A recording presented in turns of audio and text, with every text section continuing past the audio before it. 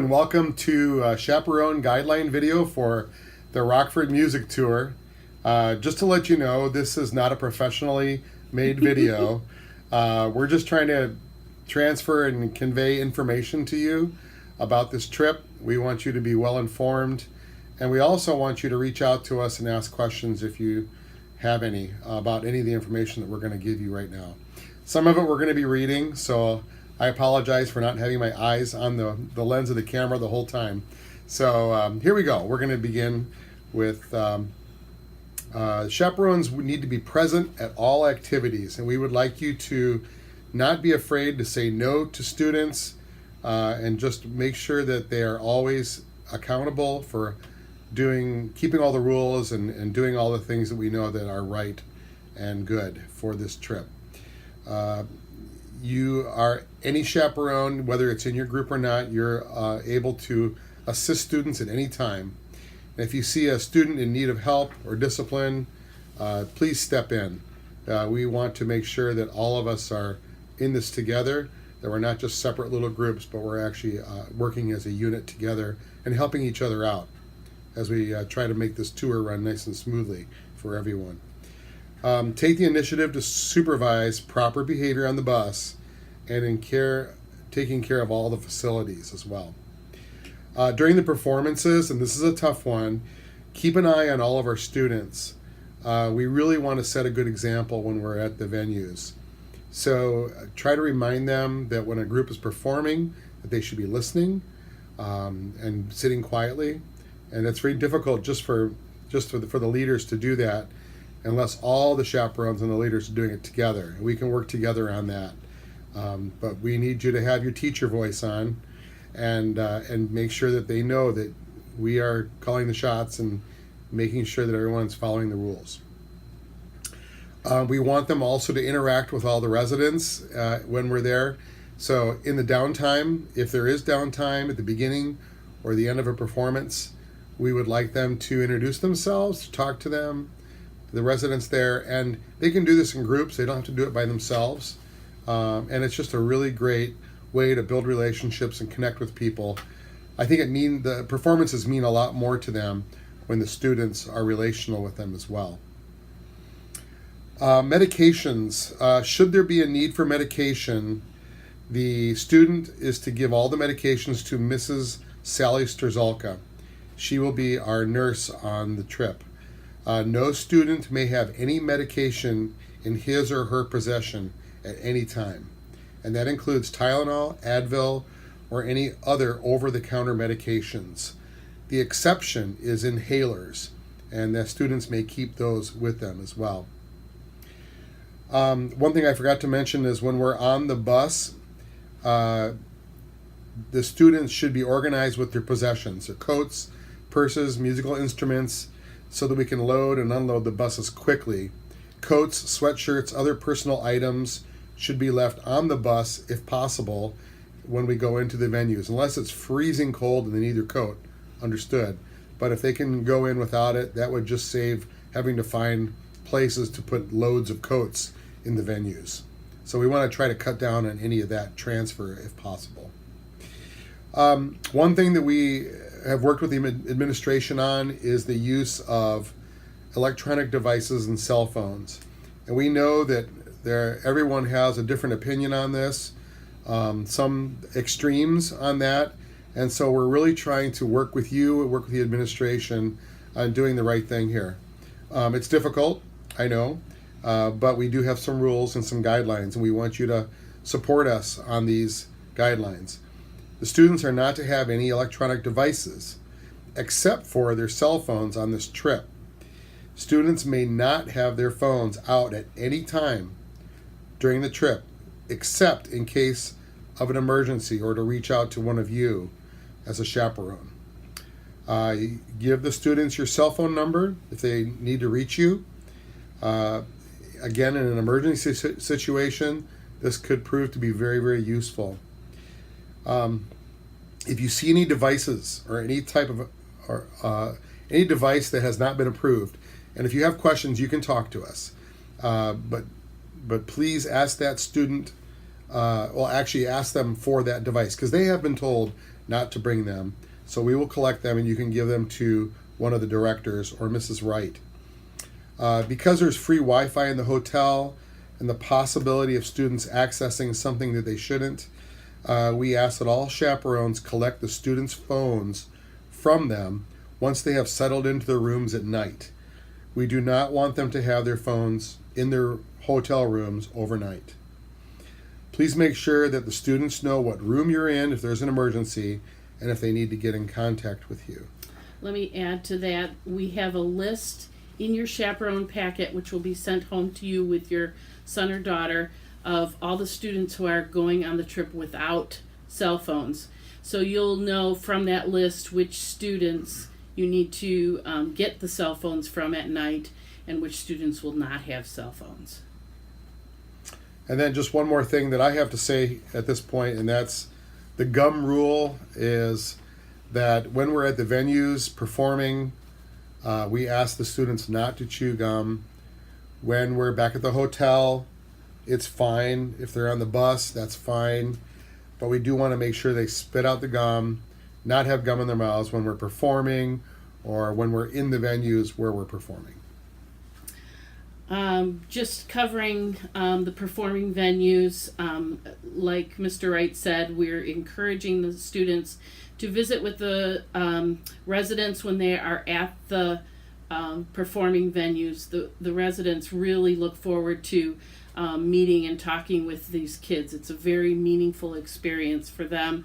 And in your chaperone guidelines, we have a couple of questions that you could let the kids know that they could ask residents. To some of these kids, it's a scary experience to actually talk to the residents, encourage them to ask some questions, and that will help get them talking. When we are at the venues, the students must stay in the buildings where we're performing, and also when we're at the hotel, they must stay inside the hotel. They can't go out in the parking lot and play games or anything like that. They need to actually stay in the hotel. And make sure that when your students are going from place to place, they don't go non-escorted. Make sure there's an adult with them when they're going from place to place. They specifically in the hotel need to be walking in groups. There shouldn't be a student that ever walks alone from one place to another. We're going to Portillo's for dinner on Friday evening. I'm going to be having copies of a menu that they're allowed to order from. Basically, they're allowed to order an item and then a side item and then a soft drink. Or they can order a salad and a soft drink. And I have a list of the different items that they can order from. The schedule, if you look again in your chaperone guideline, the packet that we send home to you, it gives you the schedule for that. The 8th graders will leave at 4:35 for dinner. The 6th graders will leave at 5:35 for dinner, and the 7th graders will leave at 6:35. We need to make sure that your groups are on the bus at those times. At the hotel, supervision. We need to have good supervision when we're at the hotel. Make sure the students are behaving themselves. We are not the only ones in the hotel. There will be other people in the hotel as well, and we need to leave a positive impression at the hotel. The students will be allowed to swim during their specified time. And again, that is in the chaperone guidelines. 7th grade swims from 4:45 to 5:45, 8th grade from 5:45 to 6:45, and 6th grade from 6:45 to 7:45. If you have a student from your group that is at the swimming pool, you need to be at the swimming pool as well. There are no students allowed to swim without their chaperone being at the pool. If you have part of your group that wants to swim and part of the group that doesn't, you need to be with the kids that are swimming. The rest of the kids can be in the conference rooms where we we'll have a video playing, and then there will be games, if they brought games for them to play. That there will be plenty of parents supervising there, so we're not concerned about that as much as making sure that you are at the pool if you have students there. Our game time and worship time will be held in the conference rooms. Once the students are done swimming, they need to come and hang out at the conference room. And then we'll have movies and games, like we said, up until 8 o'clock when we're going to start our worship time. If some of the students don't want to swim during their allotted time, like I said, they're supposed to spend the time in the conference room, watching movies and playing games. Following our worship time, we will have packed breakfasts for the students for the morning. We need each of the chaperones to pick up as many breakfasts as they need for their chaperone groups. Please do not pass them out Friday night to your group. We have had a couple of times where the kids actually ate their breakfast at 11 o'clock at night and then didn't have anything for the morning. So if you could keep the breakfast in your room, and then by about 7:30 or 8 o'clock on Saturday morning, deliver those breakfasts to the kids, that would be great. Again, the chaperones need to collect all the cell phones at night following our worship time. Students should not have their cell phones with them overnight. Okay? You can return them to the students when we're ready to get on the buses at 9:45 when we head to the mall. They don't need to have them first thing in the morning as well, again, because of the Wi-Fi. Return them to them before we get on the bus. Students are excited to be away on an overnight. They can be rambunctious. Please help them to understand that they need to be considerate of others in the hallways if they're getting ice and while visiting friends. Let them have fun, but encourage self-control, and don't hesitate to be the authority with them. The students also in the hotel are not allowed to watch TV at any time. The TV, now we were informed that there are no questionable channels at the hotel, but we do not want the students watching TV at any time. If you hear a TV on, just go in the room and make sure the students know that the TV needs to be turned off, and they should not be watching it. There may be one exception to that, and that is that March Madness will be going on at that time. And if some of the kids want to watch one of the games, we'll designate a room or we'll designate a place where they can do that, and possibly there's some chaperones that would like to be with them watching as well. So we'll cross that bridge when we come to it, but that is a possibility, or the exception, one exception. The other item is phone calls. We need to we've made it clear to the kids that there are to be no prank phone calls. They should not use the phones except for in case of an emergency to call their chaperone. We don't want them calling each other's rooms. It becomes a problem. So if you could just make sure to enforce that as well. Curfew is strictly enforced. The students should have the lights out by 11 o'clock. While you can't make the students sleep, you can make sure that they are very quiet and they are not disturbing others after 11 p.m. And if you could plan to check on your students' rooms until about midnight to make sure that they're quiet and hopefully heading towards sleeping, that would be great. Encourage the students you are chaperoning to be up and about by about 8:15, and so that they can get ready to go. They need to eat breakfast, get packed up, and clean their rooms. I need every chaperone to make sure to check the rooms that they are in charge of and make sure that they're in order before the students leave. and then we will be checked out completely by 9:45 that morning. So. Okay, Saturday morning after breakfast, we'll load the buses and we'll head to Cherryvale Mall. And at the mall, the jazz ensemble will be performing, and that's usually a really fun time together. We would like all the students and the chaperones to listen to the jazz ensemble perform. We really rely on that as part of our audience, and it's really fun to be able to hang out together and listen to music. So we would ask that all the students not go running off, not going to do other activities, but wait until the jazz ensemble is finished before you head out. This is very, very important. We need to ask you to stay with, or the students to stay with you as their chaperone at all times when we're in the mall.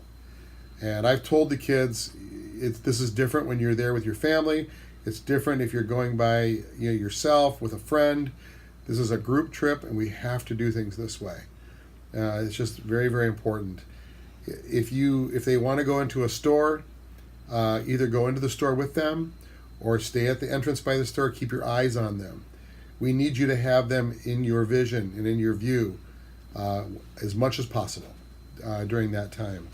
And don't want the students going off on their own or going off with another person. We need to stay in groups.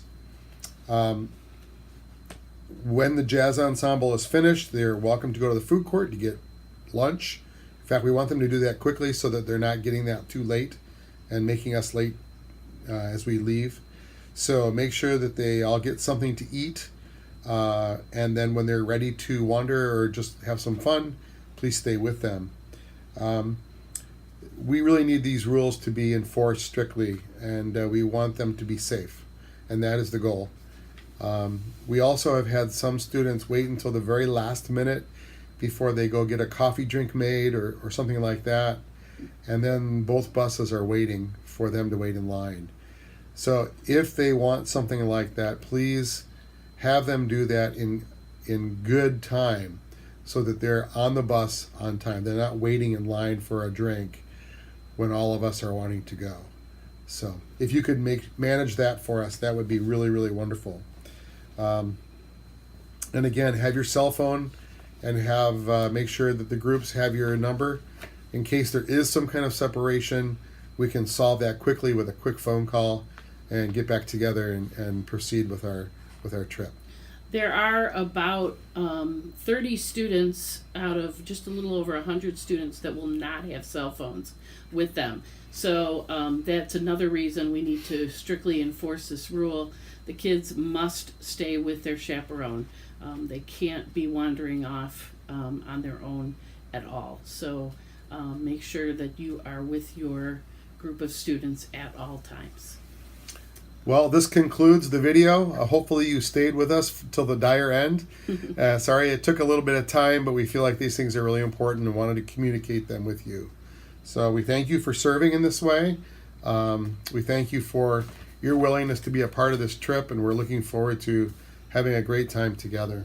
Thank you so much. Without this trip, we wouldn't be able to go. So without you as chaperones, we wouldn't be able to go.